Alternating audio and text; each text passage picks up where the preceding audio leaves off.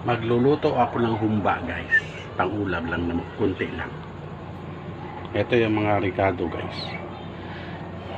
So, humbay, bawang. Ito, kilala nyo na yung mga yan. At saka ito.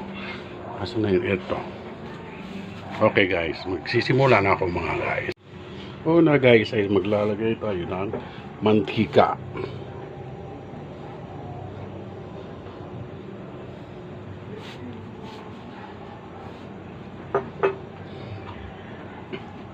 Mantika guys.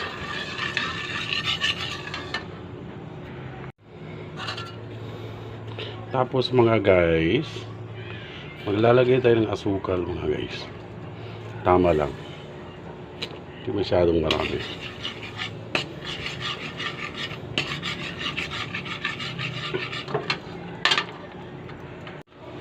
Hanggang sa na mag-melt.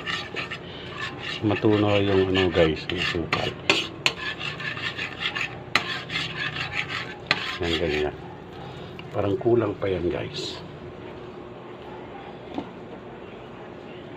Dagdagan natin ng kunti guys. Ito yung style ko sa pagluto ng humba.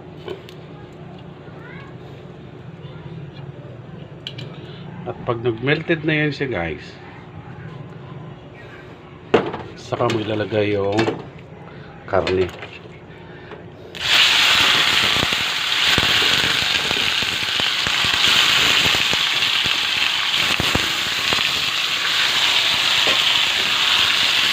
Tapos guys, ito kawin nyo guys.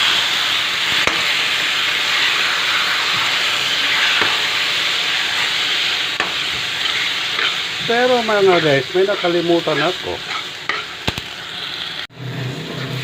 Dahil sa pagmamadali ko guys, nakalimutan ko yung bawang at saka onion. Dapat sa bago mo isalang ang karne guys, yung kanina na asukal na inano natin, isunod yung bawang tsaka yung onions, tapos bago ang karne. Sorry mga guys. Kasi ang gagawin natin dito mga guys is hintayin muna natin na magtubig siya mga guys ha. Wait lang mga guys. So guys, kung may nor cubes ka, lagyan mo ng nor cubes. Optional ang nor cubes. Basta sa'yo, kung gusto mo nang maglagay, okay lang yan.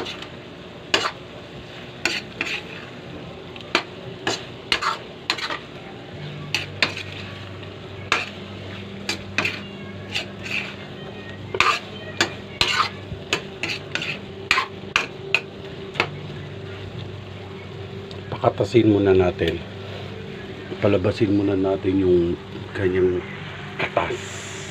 Tatakpan muna natin ng tatakloban. Okay guys, okayin mo lang siya ng okay.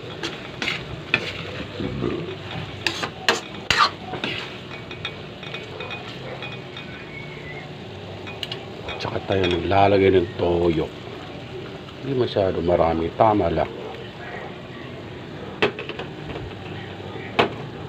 At saka suka, tama lang din.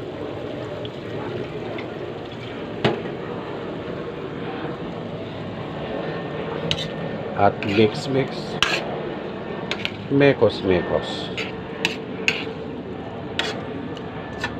tatakpan lang muna natin mga guys, simil na muna guys. Pakatasin muna natin guys.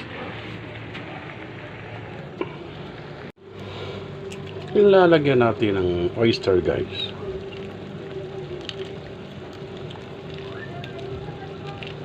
Ubusin mo na. Tama lang naman yung isang pack sa ganyan.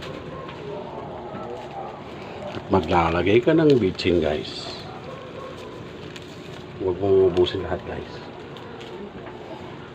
Maglalagay ka na rin lahat. Kung wala ka ng pamintang buo, pwede yung ano, yung powder. Tapos guys, lagay mo tong banana blossom.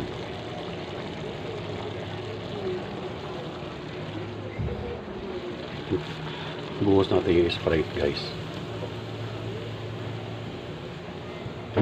Tapos yung apoy nito guys is dandahan lang. May ketchup tayo, pero mamaya na guys, pang ketchup, pang pakulay lang yan. Itong ketchup guys, pwede mo na rin ilagay ito.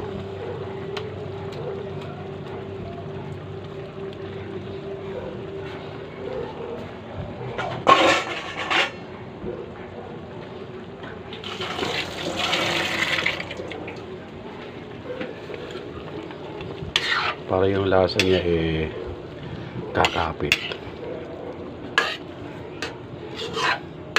And this is my homba style.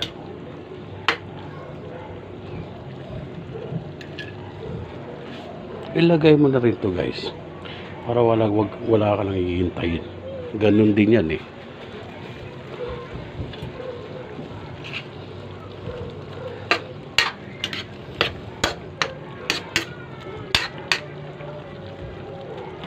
Tatakpan natin guys para lumambot. Dahan-dahan lang yung apoy guys. Okay mga guys. Mamaya na. Siya nga pala guys, nilagyan ko muna siya ng tubig guys. Kasi muntik na matuyuan. Iba kasi ang luto sa konti at saka yung bultuhan guys. Palambutin natin ng maayos guys. Babalikan natin ng isang taon guys ha. Okay guys. Ito na mga guys, luto na siya.